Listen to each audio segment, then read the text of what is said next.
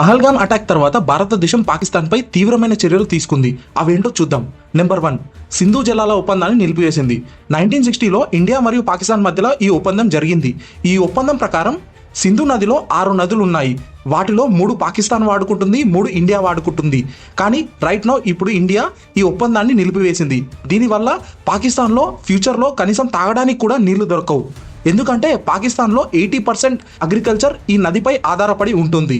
Number 2, Attari బార్డర్ని close చేసింది. India Pakistan మధ్య Attari Wagah border ఉంది. వీటి మధ్యలో 2 కంట్రీస్ మధ్యలో ఎక్స్పోర్ట్స్ అండ్ ఇంపోర్ట్స్ మరియు ట్రాన్స్పోర్టేషన్ మరియు టూరిస్ట్ జరుగుతుంది. దీన్ని రైట్ నౌ ఇండియా క్లోజ్ చేసింది. నెంబర్ 3, సార్క్ వీసా యూజ్ చేసుకొని ఇండియాకి వచ్చిన పాకిస్తానీలందరినీ ఇరు దేశాల మధ్య ఉన్న రాయబారులను వెనక్కు పిలిచింది. రాయబారులను వెనక్కు పిలిచింది అంటే 2 దేశాల మధ్య ఉన్న సంబంధాలు పూర్తిగా తెగిపోయినట్లే. నెంబర్ 5, భారతదేశంలో లీగల్గా ఉంటున్న పాకిస్తానీలందరూ నెక్స్ట్ 48 అవర్స్లో ఇండియా వదిలి వెళ్ళిపోవాలని చెప్పింది.